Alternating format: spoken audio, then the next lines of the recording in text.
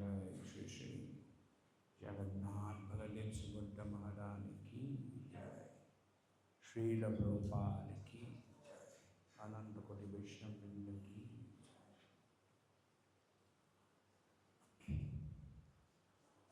जय। राधा माधव कुंज विहारी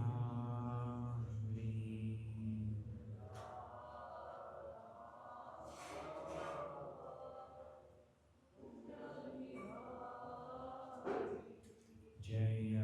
राधा माधव कुंज विहारी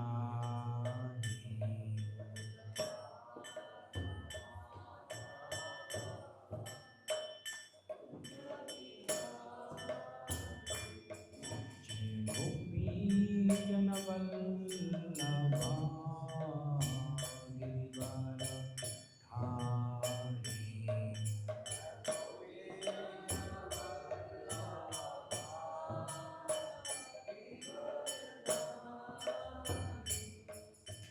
गोपी जनवल्लभा Girivar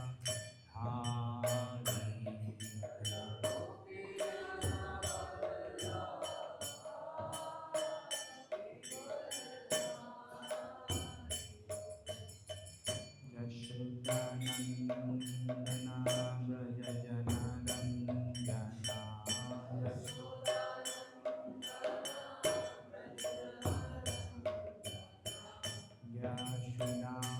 यशोदानन्दना Vraj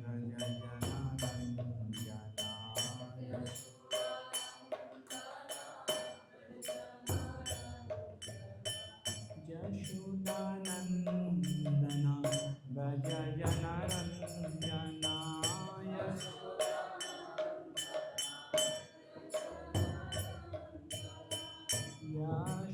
यशोदानन्दना Vraj जनरञ्जना यशोदानन्दना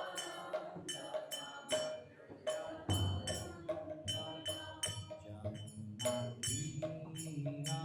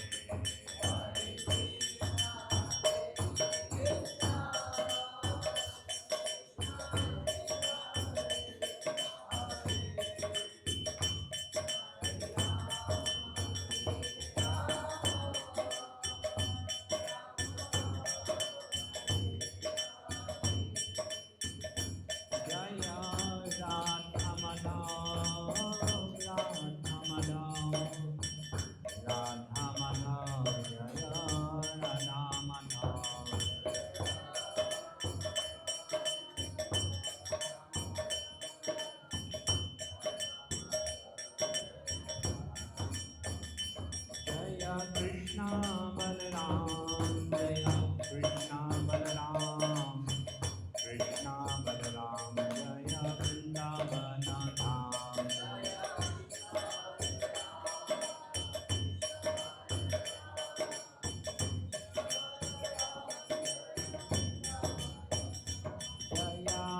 Prabhupada, Jaya Prabhupada, Prabhupada, Srila Prabhupada.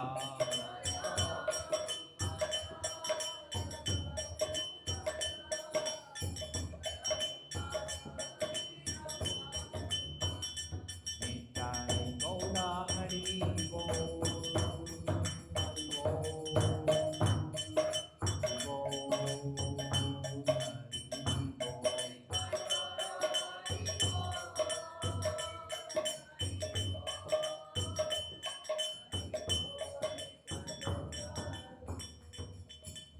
Shri Shri Jagannath Baladev Subhadra Maharani ki jai, Srila Prabhupada ki jai, Nitai Gaurchandra Bhagavan ki jai, Ananta Koti Vaishnava Vrinda ki jai, Nitai Gaura Premanande ki jai.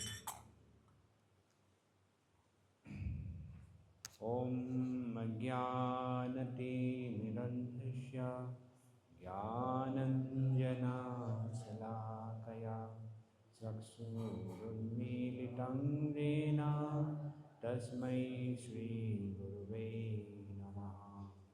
Shri Chaitanya Manubhishtam Sthapitam Jena Bhutale Swayam Rupa Kadamahyam Dadati Sapadantikam Vandeham Shri Guru Shri Juta Padakamalam Shri Gurung Vaishnavangsha Shri Rupam Shagajatam Sahagana Raghunatham Tam Tam Sajivam Sadaitam Sadvadhutam Parijana Sahitam Krishna Chaitanya Devam Shri Radha Krishna Padam Sahagana Lalita Shri Visakhavitam He Krishna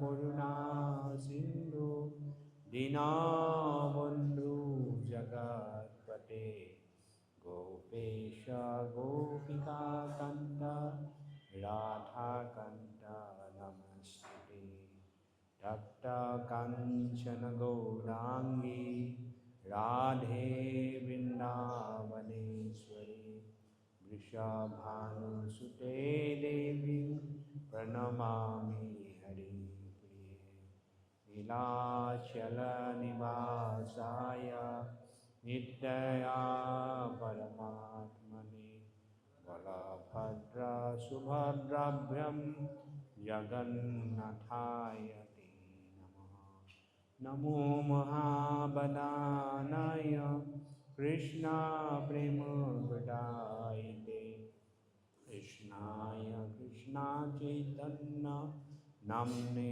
Gaurtise Namaha Vanshakalpatarureshya Kripa Sindhu Bevacha Patitanang Pavanibhyo Vaishnavibhyo Namo Namaha Jai Shri Krishna Chaitanya Prabhu Nityananda Shri Advaita Gadadhara Srivasadi Gaura Bhaktavrinda Hare Krishna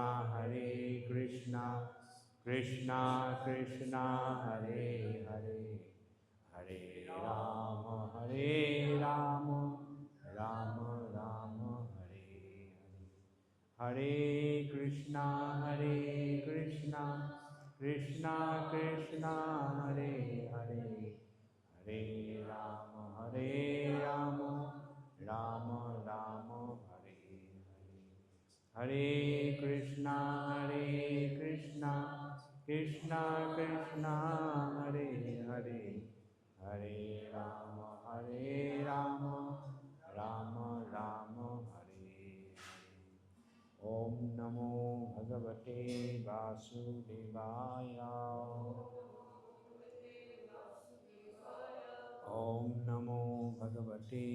वासुदेवाय। ॐ नमो भगवते वासुदेवाय। नारायणं नमस्कृत्य नरं चैव नरोत्तमं देवीं सरस्वतीं व्यासं ततो जयमुदीरये। नस्तप्रायेषु अभद्रेषु नित्यं भागवत सेवया भगवते उत्तमश्लोके भक्तिर्भवति निष्ठति।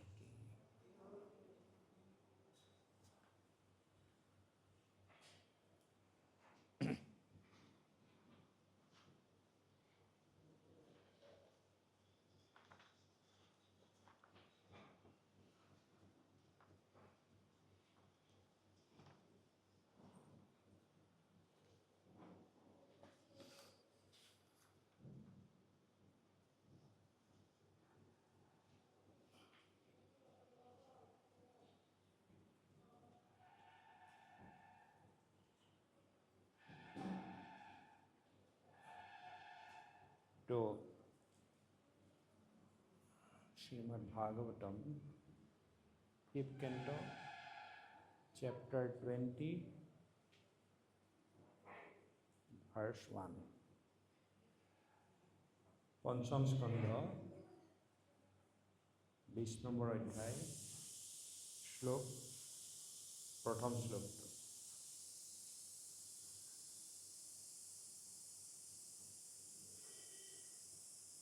श्री शुक उवाच अतः परं लक्ष्यादीनां प्रमाणलक्षण संस्थानतो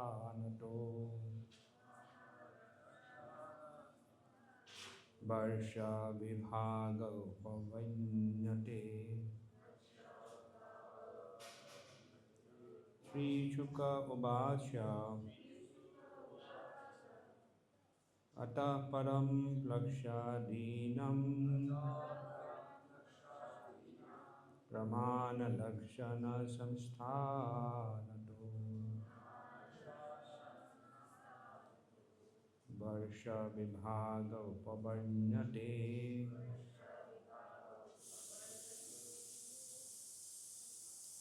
श्रीशुक उवाच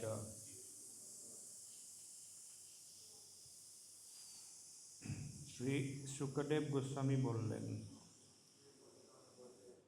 अतः परम तारपर प्लक्ष आदि नाम प्लक्ष आदि द्वीपेर प्रमाण लक्षण संस्थानत आकार प्रकार लक्षण एवं स्थितिर परिप्रेक्षिते वर्ष विभाग द्वीपेर विभाग उपवर्ण्यते বর্ণনা করা হয়েছে। অনুবাদ মহর্ষি সুখদেব গোস্বামী বললেন, এরপর আমি প্লক্ষ আদি 6টি দ্বীপের পরিমাণ লক্ষণ এবং আকার বর্ণনা করব।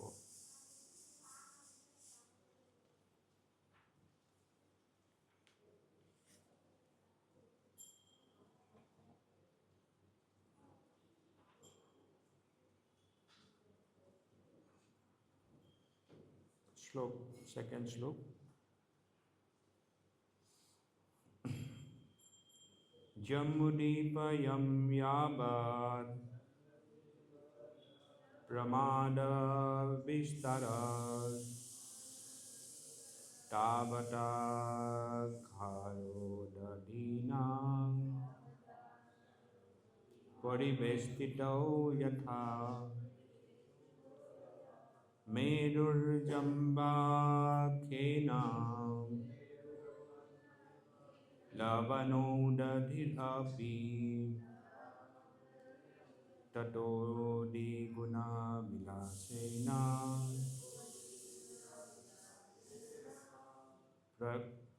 प्रख्याख्येन परिक्षिप्त यथा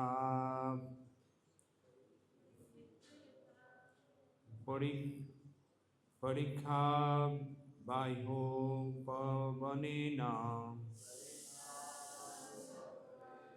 प्लक्षजम्बो प्रमाणो दीपाख्याकरो हिरण्मय उत्थितो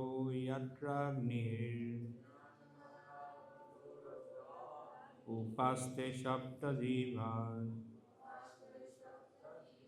तेषाधिपति प्रियव्रतात्मज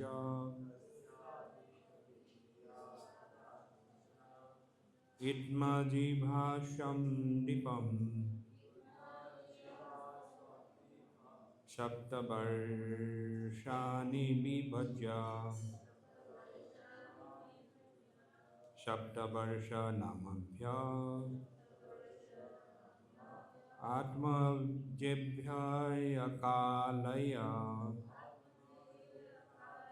स्वयं आत्मयुगेन परमाम।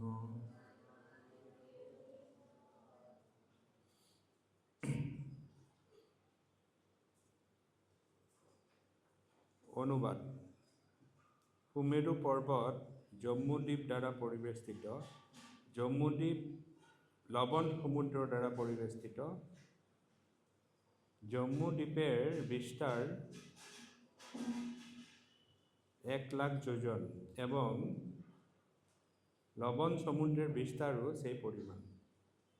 দুর্গের চতুষ্পার্শ্বস্থ পরীক্ষা যেমন কখনো কখনো উপবনের দ্বারা পরিবেষ্টিত থাকে, তেমনি জম্বুদ্বীপকে বেষ্টনকারী লবণ সমুদ্র প্লক্ষদ্বীপ দ্বারা পরিবেষ্টিত। প্লক্ষদ্বীপের বিস্তার লবণ সমুদ্রের দ্বিগুণ, অর্থাৎ 2,00,000 যোজন। প্লক্ষদ্বীপে স্বর্ণের মতো উজ্জ্বল একটি প্লক্ষ বৃক্ষ রয়েছে এবং তা জম্বুদ্বীপের জম্বু বৃক্ষের মতো উচ্চ।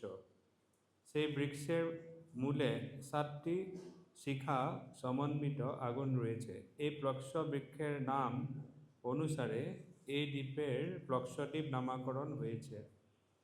প্লক্ষদ্বীপের অধিপতি হচ্ছেন মহারাজ প্রিয়ব্রতের পুত্র ইদ্ধুজিব।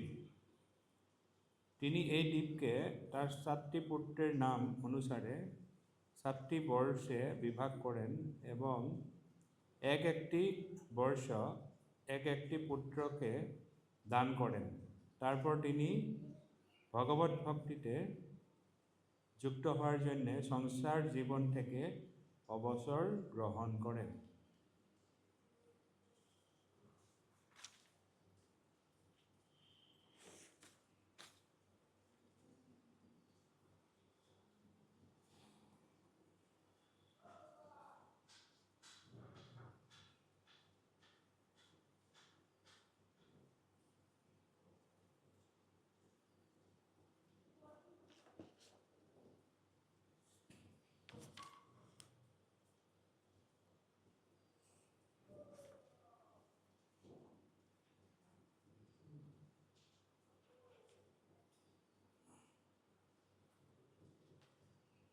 তো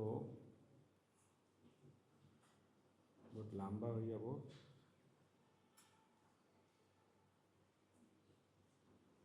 3 আৰু 4 একেলগে আছে, লম্বা হয়ে যাব, নালাগে।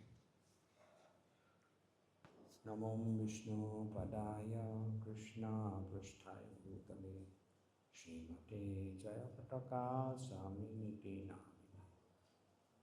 নমো আচার্য পদায় নিতাই দীপপ্রদায়িনে গৌরকথা ধামদায় নগর গ্রামতারিণে।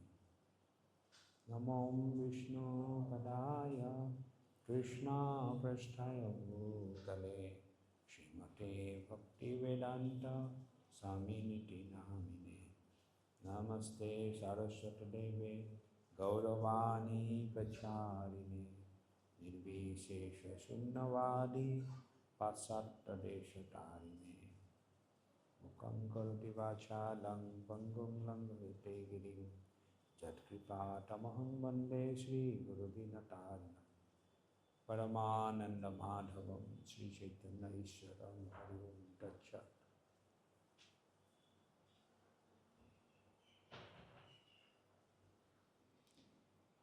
हरे कृष्ण। ইয়াত কি বৰ্ণনা কৰি আছে? ব্ৰহ্মাণ্ডৰ গঠন বৰ্ণনা। ব্ৰহ্মাণ্ডৰ গঠন বৰ্ণনা কৰি আছে।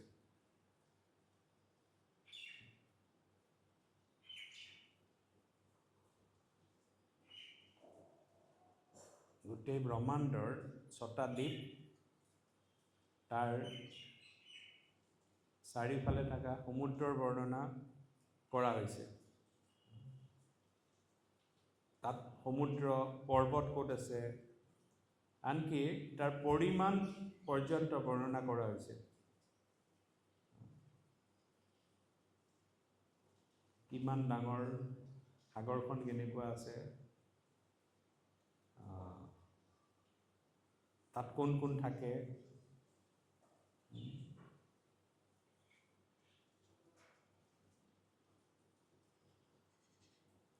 ইয়াত কিদৰে ভাগ কৰা হৈছে, ইয়াত নদী কিমান আছে,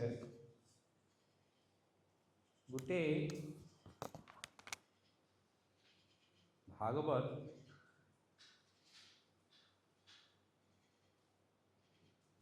যদি মডাৰ্ণ চাইণ্টিষ্টসকলে ষ্টাডি কৰিলে হয়, যিসকলে কৰিছে তেওঁলোক নিজেই কি হৈ গৈছে, মেছমেৰাইজ হৈ গৈছে।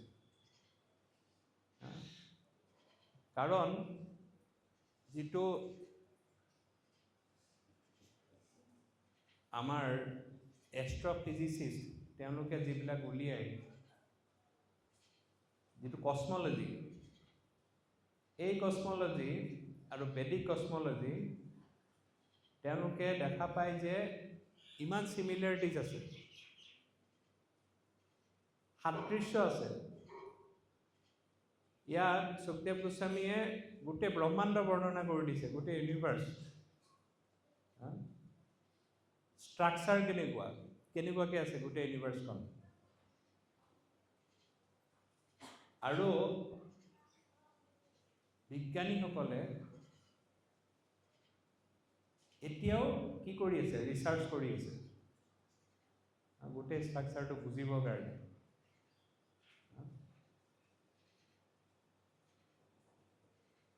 মই এবাৰ টেলিগ্ৰাফ পেপাৰত পঢ়িলোঁ যে বিজ্ঞানীসকলে ইমান নতুন নতুন ইউনিভাৰ্চৰ এক্সটেনশ্যন পাইছে, বেলেগ বেলেগ প্লেনেট, বেলেগ বেলেগ ষ্টাৰ্ছ।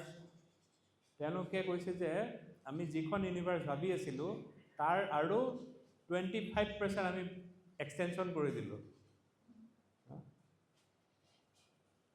তেওঁলোকে কি কৰে, ৰিচাৰ্চ কৰি তেওঁলোক কি হৈ যায়,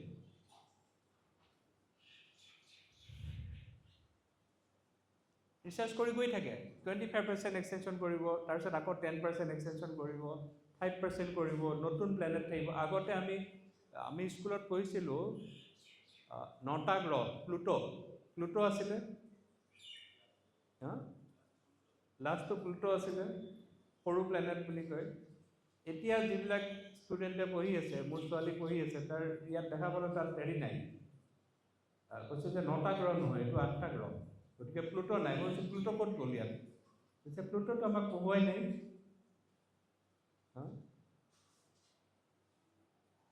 গতিকে প্ৰভুপাদে কয় যে বিজ্ঞানীসকল, জড় জগতৰ বিজ্ঞানীসকল, they are always in darkness until and unless তেওঁলোক ভগৱানৰ ওচৰত আহে। তেওঁলোকৰ গোটেই জীৱনটো কি বুলি কৈছে প্ৰভুপাদে, বেকাৰ। তেওঁলোকে জানিব মণিপুৰৰ আমাৰ এজন মহাৰাজ আছিলে, থোৰদাম সিং, টি.ডি. সিং, স্বৰূপ দামোদৰ মহাৰাজ। স্বৰূপ দামোদৰ মহাৰাজ তেওঁ চাইণ্টিষ্ট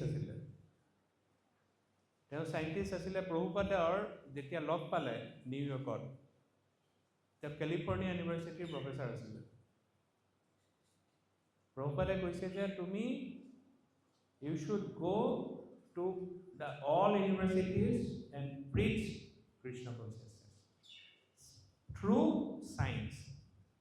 সেইকাৰণে প্ৰভুপাদে তেখেতক ইনষ্ট্ৰাকশ্যন দিলে যে তুমি ভক্তি বেদান্ত ইনষ্টিটিউট কৰা। Bhakti Vedanta institute it is scientific study of Krishna consciousness, বৈজ্ঞানিক অধ্যয়ন আমাৰ কৃষ্ণ কনচিয়াছনেছ, এক্সপ্লেনেশ্যন। আৰু স্বৰূপ দামোদৰ মহাৰাজ আৰু প্ৰভুপাদৰ যিটো মৰ্ণিং ৱাকত যিটো কনভাৰচেশ্যন হৈছিলে, কথা হৈছিলে, সেইখনে হৈছে লাইফ কামছ ফ্ৰম লাইফ। জীৱন আহে জীৱনৰ পৰা। জীৱন কেমিকেলৰ পৰা আহে নেকি? নাহে, আহিব নোৱাৰে। তেওঁলোকে কয় যে আমি লাইফ কামছ ফ্ৰম লাইফখন পঢ়িলে গম পায় যে তাত স্বৰূপ দামোদৰ মহাৰাজক প্ৰভুপাদে কেনেকৈ এটেক কৰিছে বিজ্ঞানক।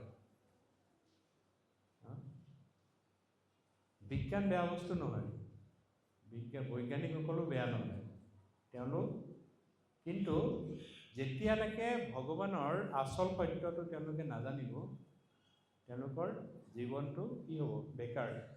84 লক্ষ জনীত তেওঁলোকে ঘূৰি থাকিব। 1996 প্ৰভুপাদ চেণ্টিনিয়েল আছিলে, শতবাৰ্ষিকী, জন্ম শতবাৰ্ষিকী প্ৰভুপাদৰ। আৰু সৌভাগ্যক্ৰমে 1996ত মই কেলকাতাত আছিলোঁ। তাত ছায়েন্স চিটি মিউজিয়ামত এই স্বৰূপ দামোদৰ মহাৰাজে এটা গোটেই ৱৰ্ল্ড কনফাৰেঞ্চ কৰিছিলে, ৱৰ্ল্ড কনভেনশ্যন। বহুত তাত নবেল লৰিয়েট আহিছিলে, নবেল প্ৰাইজ পোৱা চাইণ্টিষ্ট আহিছিলে।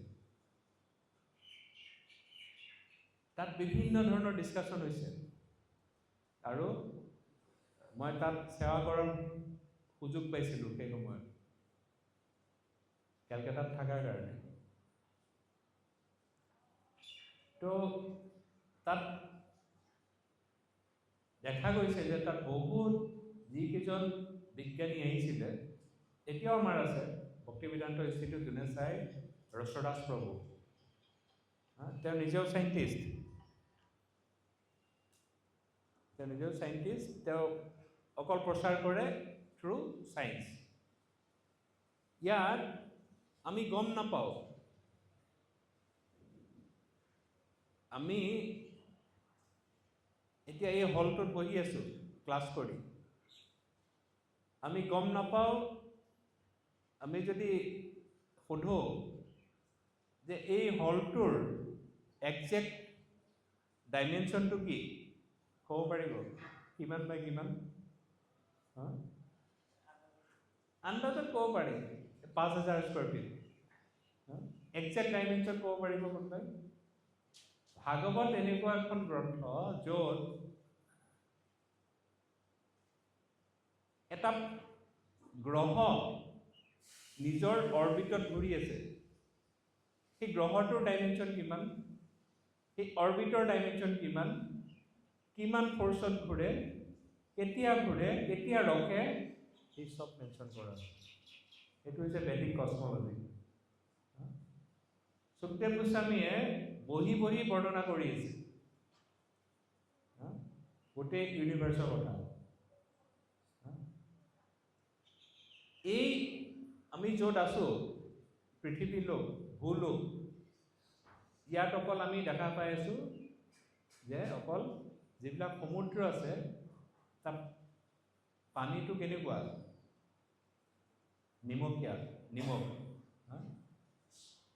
নিমখীয়া লাগে। বিভিন্ন ধৰণৰ সমুদ্ৰ আছে, এই গোটেই চেপ্টাৰটোত বৰ্ণনা কৰিব। বিভিন্ন ধৰণৰ আছে, ক্ষীৰ সমুদ্ৰৰ পৰা আৰম্ভ কৰি বেলেগ বেলেগ ধৰণৰ বহুত সমুদ্ৰ আছে, সেইবিলাক আমি ইয়াত দেখা নাপাওঁ। আমি ইয়াত দেখা নাপাওঁ যিসকল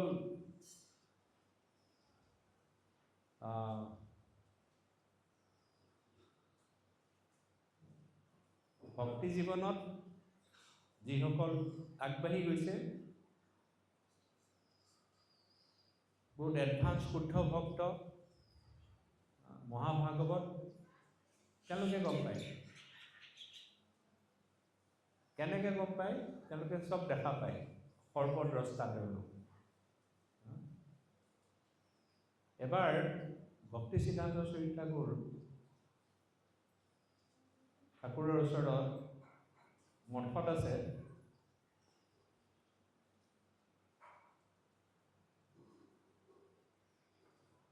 তেওঁ ৰাতিপুৱা ভাগৱত ক্লাছ শুনিবলৈ বহুত সুন্দৰ ধুনীয়া ধুনীয়া বহুত ব্যক্তি আহিছে ৰাতিয়ে। তেওঁৰ যোন সেৱক আছিলে ভক্তি সিদ্ধান্ত চৰিত ঠাকুৰৰ, তেওঁ দেখা পাইছে যে এই লোককতো মই মায়াপুৰত কেতিয়াও দেখা নাই, ক'ৰ পৰা আহিছে, কোন হয়? তেতিয়া ভক্তি সিদ্ধান্ত চৰিত ঠাকুৰে ভাগৱত ক্লাছ দিছে, ক্লাছ দি বহুত দেৰি ক্লাছ শুনিছে, ক্লাছ শুনি আকৌ ওলাই গুচি গৈছে, গংগাৰ ফালে গৈছে, তাৰপিছত নাই।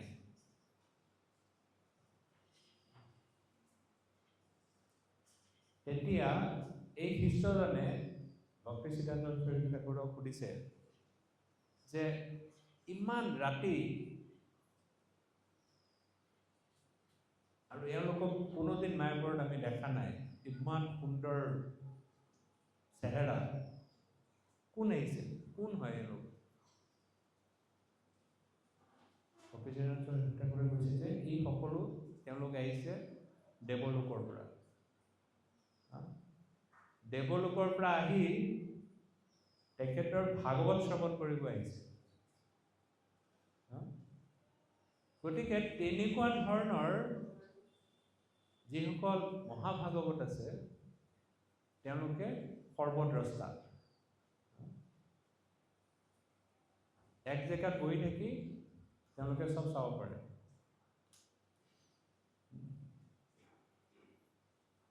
ভক্তি চাৰু মহাৰাজৰ এগৰাকী ডিচাইপুল আছিলে, মাতাজী এগৰাকী। যেতিয়া উৰিষ্যাৰ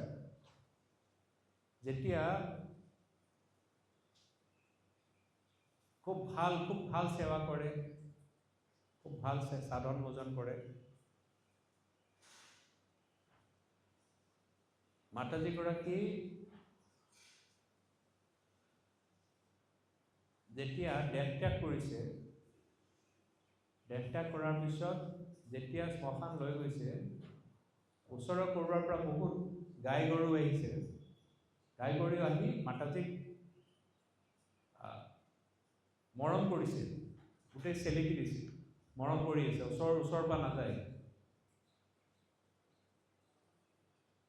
চব শ্মশানৰ পৰা আহিলে, তাৰপিছত যেতিয়া মহাৰাজক সুধিছে, মহাৰাজ ই মাতাজীগৰাকীক যাওঁতে নৰ্মেলি গাই গৰু কেতিয়াবা শ্মশান যায় নেকি? নাযায় নহয়। মহাৰাজ গৈ পেলাই গোটেই গৰু গাই ওচৰত গৈ পেলাই মাতাজীৰ লগত আছিলে, মাতাজীৰ ডেষ্টিনেশ্যনটো কি হ'ব, গন্তব্যস্থান কি হ'ব? এতিয়া ক'ত গৈছে মাতাজী? গোলক বৃন্দাবন গৈছে নে বৈকুণ্ঠ গৈছে নে ক'ত যাব? ক'ত গ'ল? মহাৰাজে কৈছে যে এই মাতাজীগৰাকী সাধন ভোজন চব ভাল, খুব ভালকে কৰে, সেৱা খুব ভালকে কৰে। কিন্তু মাতাজীৰ বহুত গাই সেৱা বহুত ভালকে, বহুত বেছি ভালকে কৰিছিলে। গাই সেৱা বেছি ভালকে কৰাৰ কাৰণে তেওঁৰ গৰুৰ লগত তেওঁ বহুত বেছি এটাচমেণ্ট আছিলে। এটাচমেণ্ট থকাৰ কাৰণে তেওঁ এতিয়া স্বৰ্গত গোমাতা হিচাপে জন্মগ্ৰহণ কৰিছে।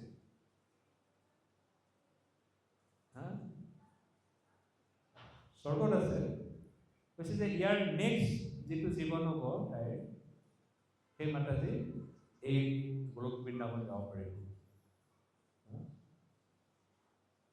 মহাৰাজে ক'ত বহি পেলাই কৈ আছে? ইয়াতে বহি কৈ আছে।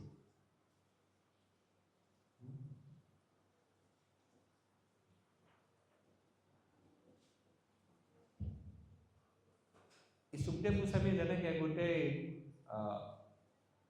ব্ৰহ্মাণ্ড ইউনিভাৰ্ছখন বৰ্ণনা কৰি আছে, গুৰু মহাৰাজে এবাৰ কৈছিলে যে আমাৰ গুৰু পৰম্পৰা যিসকল আছে, ব্ৰহ্মা মালবীয় গৌড়ীয় সম্প্ৰদায়, আমাৰ গুৰু পৰম্পৰাত যিসকল আছে তেওঁলোকো সকলোৰে কি আছে? যোগাৰ অষ্টসিদ্ধি আছে, কিন্তু নেদেখাই। আমি ভাবিব নালাগে যে তেওঁলোকে একো গম নাপায়, আমি মনে মনে নিজেই চব কৰি থাকিম। চব জানে। গতিকে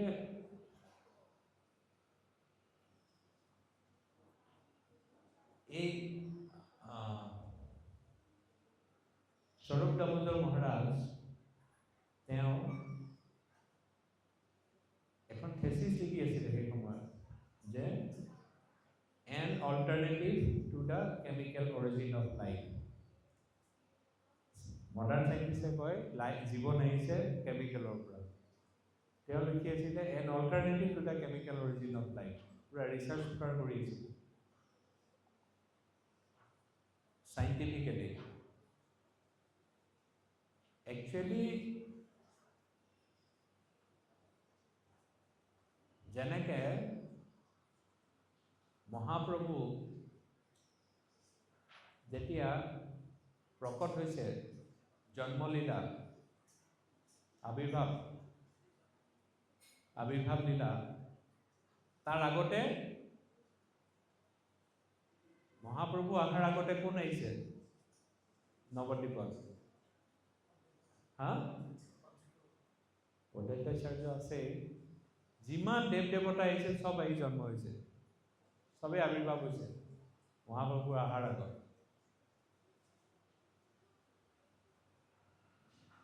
তাৰপিছত ভগৱান স্বয়ং আহিছে। ঠিক একেদৰে প্ৰভুপাদক এই গোটেই মিছনটো, প্ৰভুপাদৰ মিছন ছাকচেছফুল কৰিবলৈ আগতীয়াকে ভগৱানে, মহাপ্ৰভুৱে এই এনেকুৱা ধৰণৰ যিবিলাক শিষ্য আছে, স্বৰূপ দামোদৰ মহাৰাজ, তমাল কৃষ্ণ গোস্বামী, গিৰিদাস মহাৰাজ, এনেকুৱাকে যিমান আছে, আনকি জৰ্জ হেৰিছনলৈকে। জৰ্জ হেৰিছন নে যেতিয়া প্ৰভুপাদৰ শিষ্য হ'ল, তাৰপিছত হৰে কৃষ্ণ মুভমেণ্টটো আৰু বেছি গোটেই ৱৰ্ল্ড ৱাইড প্ৰচাৰিত হ'ল। তেওঁলোকে প্ৰভুপাদক সহায় কৰিব আহিছে, তেওঁলোক আকৌ ঘূৰি গুচি যাব। গতিকে এইটো এটা বহুত প্ৰভুপাদৰ মিছনটো এটা গ্লোৰিয়াছ movement, গ্লোৰিয়াছ mission, মহাপ্ৰভুৰ mission.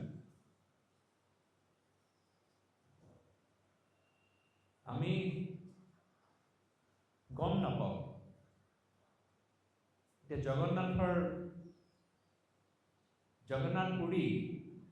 Jagannath Puri শ্ৰীক্ষেত্ৰ অভিন্ন বৈকুণ্ঠ।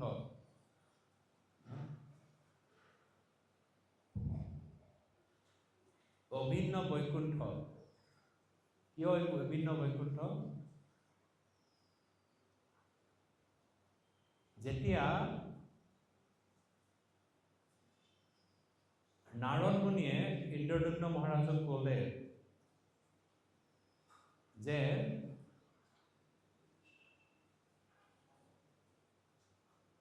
স্বয়ং ভগৱান এই ইয়াত পৃথিৱীত এটা জেগাত প্ৰকট হৈছে, তেওঁ তাতে থাকে। ইন্দ্ৰদুম্ন মহাৰাজ ক'ত আছিলে? অৱন্তী নগৰ আছিলে এতিয়া উজ্জয়িন। ইন্দ্ৰদুম্ন মহাৰাজক নাৰদ মুনিয়ে ক'লে, নাৰদ মুনিয়ে সুধি আছে ইন্দ্ৰদুম্ন মহাৰাজে ক'ত আছে? ইয়াত যেনেকৈ সুখদেৱ গোস্বামীয়ে ব্যাখ্যা কৰিছে, ডেছক্ৰিপশ্যন দিছে, নাৰদ মুনিয়ে ক'ত আছে ভূবৈকুণ্ঠৰ ডেছক্ৰিপশ্যন দিছিলে, এনেকে।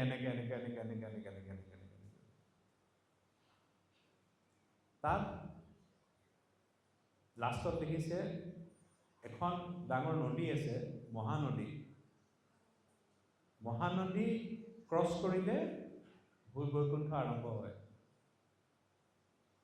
নাৰদ মুনিয়ে কৈ আছে, তেতিয়া ইন্দ্ৰদুম্ন মহাৰাজৰ অতি বিশ্বাসী কোন আছিলে?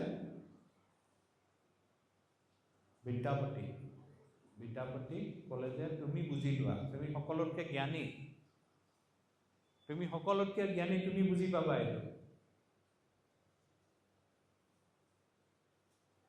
বিদ্যাপতি যিখিনি পাৰে বুজি ল'লে, বুজি পেলাই বিদ্যাপতিক পঠাইছিল প্ৰথমতে ইন্দ্ৰদুম্ন মহাৰাজে। ইন্দ্ৰদুম্ন মহাৰাজে পঠোৱাৰ পিছত তেওঁ আহি গৈ যেতিয়া মহানদী পাইছে, তেওঁ গম পাইছে যে এই যিটো মোক ডেছক্ৰিপশ্যন দিছিল সেইমতে মিলি আছে।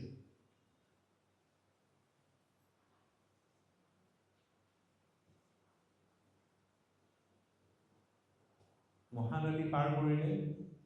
পাৰ কৰাৰ পিছত বিদ্যাপতিয়ে দেখা পাইছে যে এইখন তেওঁ কনফাৰ্ম হ'ল যে এইখন বৈকুণ্ঠ। কিহৰ কাৰণে? অভিন্ন বৈকুণ্ঠ। কিহৰ কাৰণে? তেওঁ দেখা পাইছে যে তাত বাঘবিলাকেও, যিবিলাক হৰিণা আছে, হৰিণাক বাঘে খায় নে মৰম কৰে? খায়, দেখা পালে খাব। কিন্তু ইয়াত দেখা পাইছে বিদ্যাপতিয়ে যে গোটেই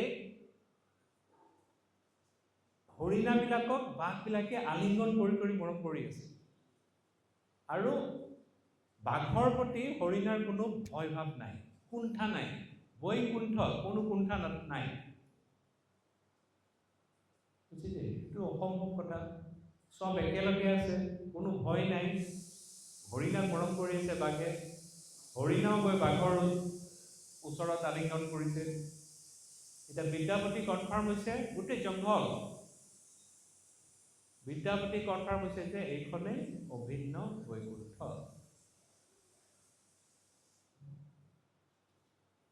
তাৰ পিছৰখিনি আছে, কিন্তু ক'ব গৈছোঁ যে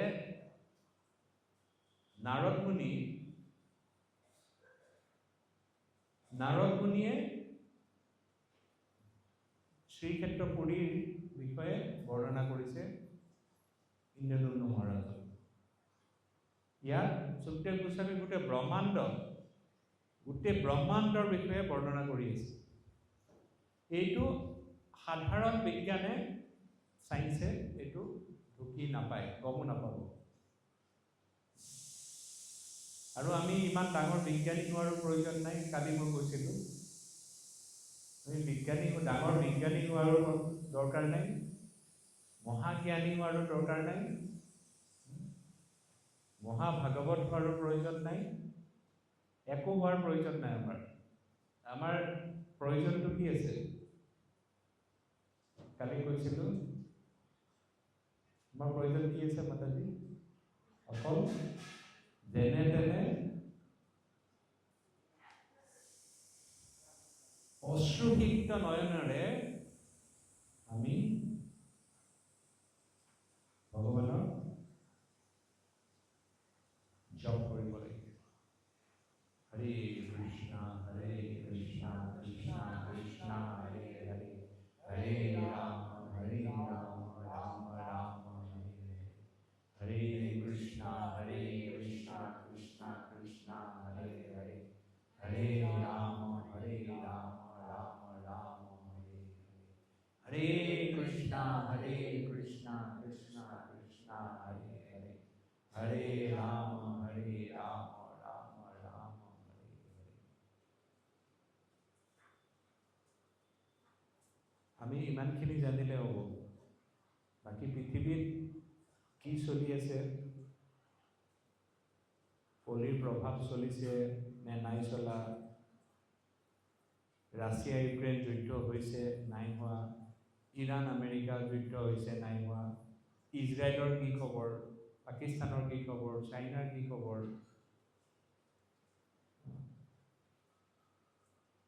ইমান একো জানিব নালাগে। অকল চিন্তি হৰিনাম ল'ব লাগে আৰু এই সংসাৰখনৰ পৰা যাব লাগে। এইখন কি বুলি কৈছে? দুঃখালয়ম। দুঃখালয়ম, ইয়াত দুখৰ সংসাৰ এখন। ইয়াত আমি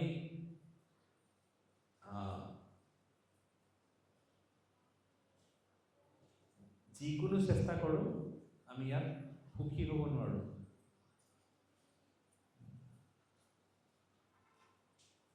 এটা মাছটো ক'ত থাকি ভাল পায়? পানীত নে কাৰ্পেটত? পানীত। সেই মাছটো যদি আমি লৈ গৈ 5 ষ্টাৰত লৈ গ'লোঁ, তাজ বেংগল, তাত বিৰাট ধুনীয়া এটা ৰুমত মাছটোক গৈ পেলাই বিচনাত শুৱাই দিলোঁ। মাছটোৱে আনন্দিত হ'ব নে চটপটাই থাকিব? চটপটাই থাকিব। অশান্তি হ'ব, তাৰ শান্তি নহয়। যেতিয়া সেই একেটা মাছক আমি আনি পানীত মেলি দিম, এই নৰ্মেল কণ্ডিশ্যনত আহিব। ঠিক একেদৰে আমি হৈছোঁ জীৱাত্মা, পৰমেশ্বৰ ভগৱানৰ আমি নিত্য দাস। এইটো আমাৰ কনষ্টিটিউশ্যনেল পজিশ্যন। কনষ্টিটিউশ্যনেল পজিশ্যন, জীৱেৰ স্বৰূপ হয় কৃষ্ণেৰ নিত্য দাস। আমাৰ কনষ্টিটিউশ্যনেল পজিশ্যন হৈছে আমি ভগৱানৰ নিত্য দাস। আমি যদি বেলেগত সুখ বিচাৰিবলৈ যাওঁ এই জড়জগতত, আমি আমাৰ কনষ্টিটিউশ্যনেলি, আত্মা হিচাপে আমাৰ কনষ্টিটিউশ্যনেলি আমাৰ জেগাটো হৈছে কোনটো? স্পিৰিচুৱেল ৱৰ্ল্ড, আধ্যাত্মিক জগত। আমি আহিলোঁ ক'ত? এই জড়জগত।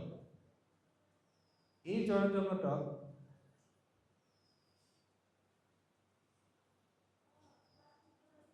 আমি কোনো কাৰণত আমি শান্তি বিচাৰি নাপাওঁ, যেতিয়ালৈকে আমি ভগৱানৰ শ্ৰীচৰণত নাহিম। ইয়াত আউটৱাৰ্ডলি আমাৰ লাগিব পাৰে বহুত ডাঙৰ ডাঙৰ ইণ্ডাষ্ট্ৰিয়েলিষ্ট, বহুত ডাঙৰ ডাঙৰ বিজনেছমেন, তেওঁলোক বহুত সুখত আছে নেকি? কিন্তু মোক বিশ্বাস কৰক, মই বহুত ডাঙৰ ডাঙৰ মানুহৰ লগত কথা পতাৰ সৌভাগ্য হৈছে। যিমান ডাঙৰ ডাঙৰ মানুহ হ'ব, সিমান ডাঙৰ ডাঙৰ টেনশ্যন থাকিব। বহুত ডাঙৰ ডাঙৰ মানুহৰ লগত কথা পাতিছোঁ, তেওঁলোকে ৰাতি শুবলৈ নোৱাৰে, কি কৰে? স্লিপিং টেবলেট খাব লগা হয়। এটা নহয় দুটা, এটা দি কামেই নকৰে, ইমান টেনশ্যন। দেখাত ক'ত আছে? ৰাজপ্ৰাসাদ।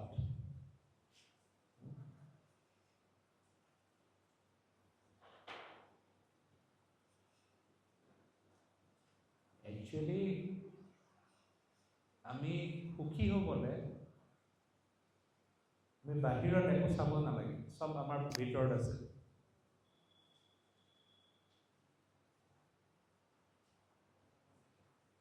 We just need to dive inside our heart. আমি জাষ্ট ইয়াত নিজৰ হাৰ্টৰ ভিতৰত যাব লাগিব। আৰু হাৰ্টৰ ভিতৰত যাব হ'লে কলিযুগৰ একমাত্ৰ ৰাস্তাটো হৈছে হৰে কৃষ্ণ কৃষ্ণ কৃষ্ণ হৰে হৰে, হৰে ৰাম ৰাম ৰাম হৰে হৰে। হৰিনামৰ মাধ্যমত আমি গম পাম যে পৰমেশ্বৰ ভগৱানে সঁচাকে আমাৰ অন্তৰত বহি আছে। আমি পঢ়িছোঁ, heart is the cheating place of কোন? পৰমাত্মা। আমি কেতিয়াবা উপলব্ধি কৰিছোঁ নেকি পৰমাত্মা বহি আছে আমাৰ অন্তৰত?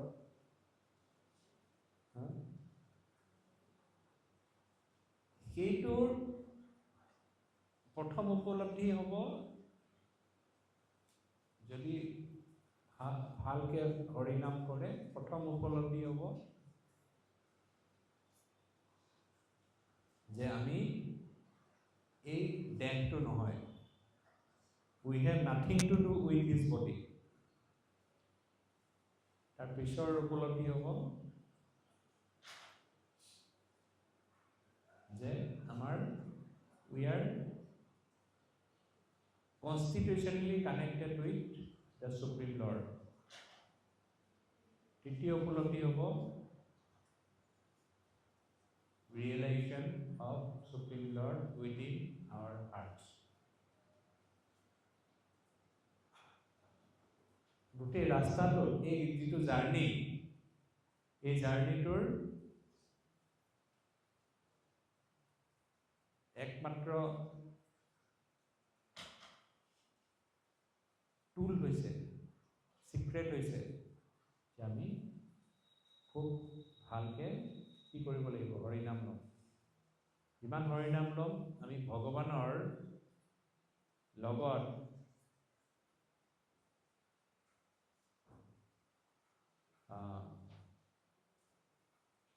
আমি এতিয়া ভাগৱত ক্লাছৰ আগতো ক'লোঁ, হে কৃষ্ণ কৰুণা সিন্ধু দীনবন্ধু জগৎপতে। কৰুণা সিন্ধু। আমি কৰুণা সিন্ধু কিয় কৈছোঁ ভগৱানৰ? কেতিয়াবা ভাবি চাইছোঁ নে? সকলোৱে কৈ আছে, শ্লোক আছে, সেইকাৰণে শ্লোকটো আমি গাই আছোঁ। আমি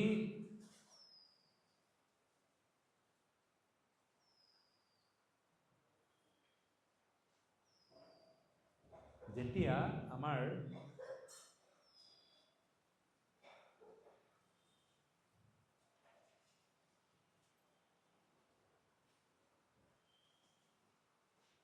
যিমান জড় কলুকতা আছে, এইবিলাক যেতিয়া নাশ হ'বলৈ আৰম্ভ কৰিব, তেতিয়া আমি ভগৱানৰ লগত আমাৰ বিৰহ, ছেপাৰেশ্যন, এই ছেপাৰেশ্যনটো আমি অনুভৱ কৰিবলৈ আৰম্ভ কৰিম। আৰু ছেপাৰেশ্যনটো যেতিয়া অনুভৱ কৰিব আৰম্ভ কৰিম, তেতিয়া আমি দেখা পাম যে আমাৰ বাহিৰত সঁচাকে একো সুখ নাই। সুখটো ক'ত আছে? অকল নিজৰ ভিতৰত, হৃদয়ত, ভগৱানৰ লগত, আৰু ক'তো সুখ নাই। গতিকে এইটো হৈছে মহামন্ত্ৰ, হৈছে আমাৰ কাৰণে অমূল্য ধন। অমূল্য ধন এইটো। আমি ইয়াত গোটেই ডেছক্ৰিপশ্যন দিছে। আমি ভাগৱতৰ শ্ৰৱণ কৰিব লাগে, কীৰ্তন কৰিব লাগে, চব কৰিব লাগে, কিন্তু আমাৰ পৰম অমূল্য ধন হৈছে হৰিনাম।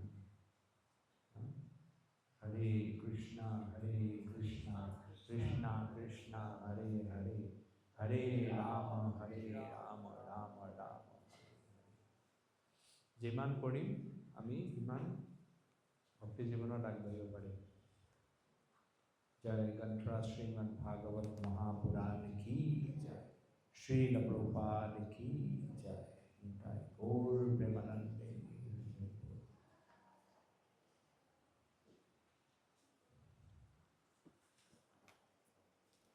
কাৰোবাৰ কিবা সুধিব লগা থাকিলে সুধিব পাৰে, এটা দুটা যদি আছে।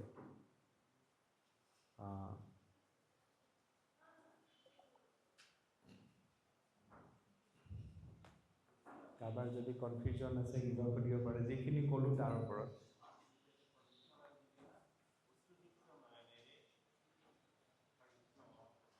অশ্ৰুসিক্ত নয়নেৰে, অশ্ৰুসিক্ত নয়নেৰে।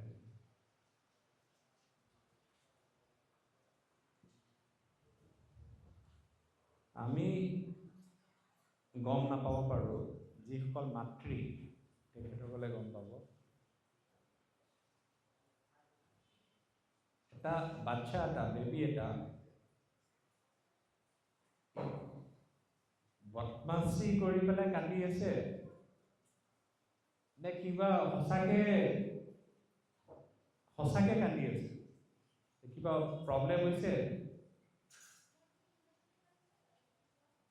মাকক মাতি আছে কান্দি পেলাই। বেলেগটো লেংগুৱেজ নাই, বাচ্চা বেবীৰ কিবা লেংগুৱেজ আছে নেকি? লেংগুৱেজটো একো নাই।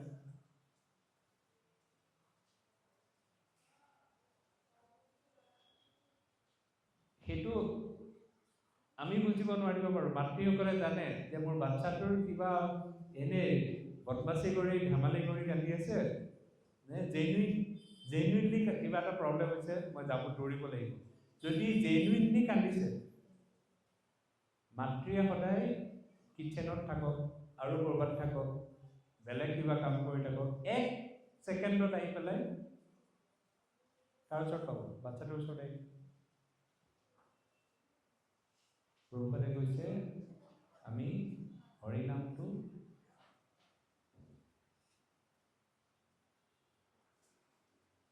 কেনেকৈ ল'ব লাগে? Like a genuine cry of a baby। এটা বাচ্চাই সঁচাকে ভগৱানক আমাক লাগে, ভগৱানৰ বিৰহত আমি আছোঁ, সেই ভাৱত আমি হৰিনাম ল'ব লাগে।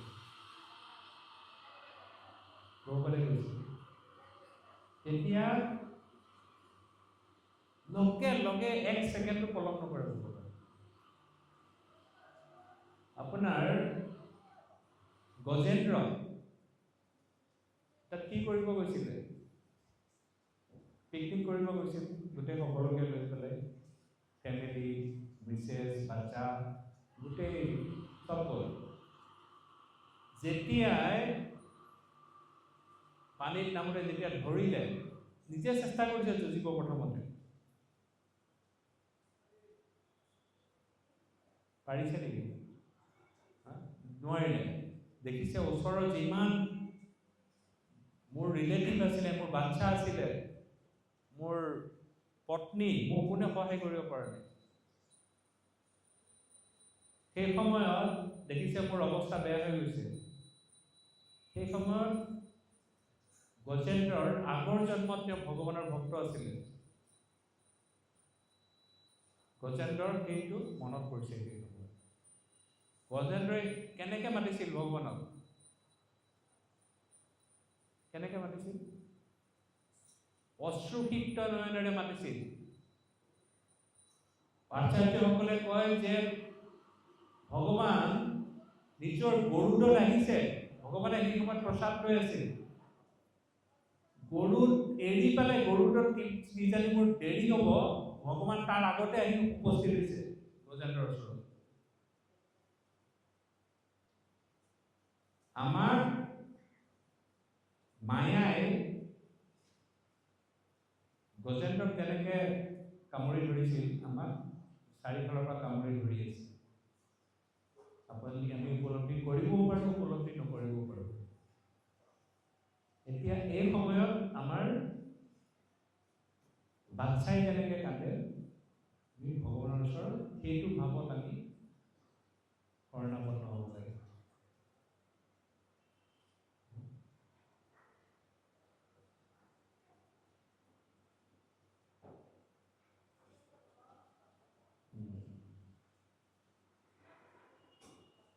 দ্ৰৌপদীৰ কি অৱস্থা হৈছিলে?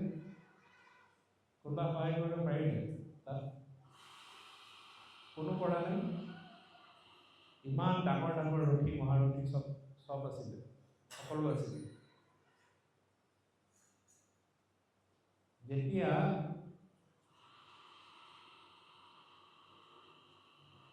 দ্ৰৌপদীয়ে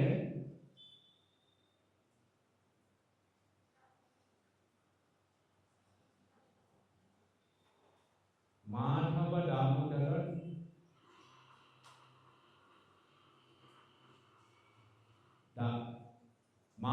দামোদৰ তেনেকুৱাকে যেতিয়া স্তুতি কৰিব ধৰিলে ভগৱানক,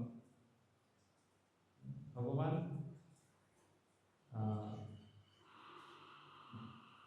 দ্ৰৌপদীয়ে নিজেও চেষ্টা কৰিছিল কেনেবাকে ৰখাব পাৰো নেকি। যেতিয়া সম্পূৰ্ণৰূপে চাৰেণ্ডাৰ কৰিছে, সেই সময়ত ভগৱানে সহায় কৰিছে। বিভিন্ন প্ৰকাৰে আহে। সেই সময়ত ভগৱান কেনেকৈ আহিছে? কেশৱধৃত বস্ত্ৰ চৰিলে।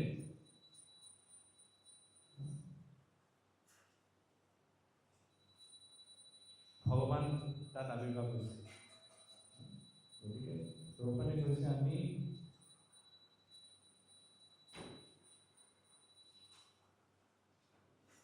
ভগৱানৰ ওচৰত সম্পূৰ্ণ শৰণাগতি হৈ আমি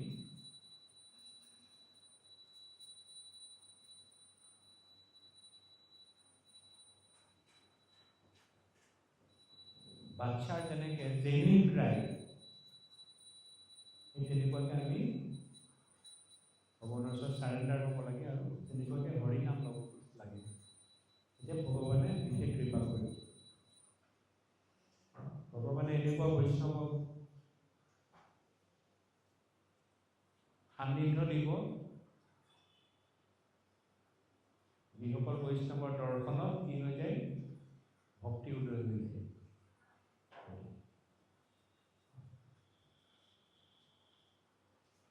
ঠিক আছে, হৰে কৃষ্ণ।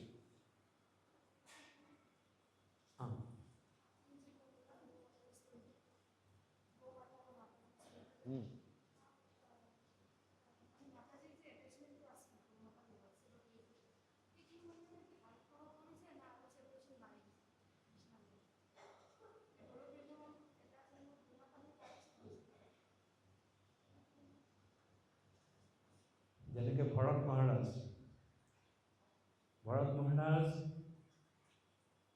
গোটেই তেওঁ সম্ৰাট আছিলে। তেওঁ চব ত্যাগ কৰি পেলাই জংঘলত গৈছে, আশ্ৰম কৰি অকল ভগৱানৰ ভক্তিত নিজকে লীন কৰিছে। লীন কৰি তেওঁ ভাৱ স্তৰ পৰ্যন্ত পাই গৈছিল ভৰত মহাৰাজ। ভাৱ স্তৰত পোৱাৰ পিছত যেতিয়া এই বাচ্চা হৰিণাটোৰ লগত এটাচমেণ্ট বাঢ়ি গ'ল,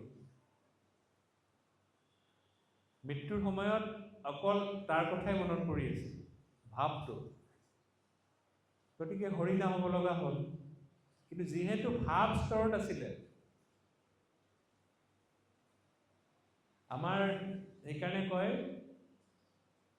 গীতাত কি বুলি কৈছে যে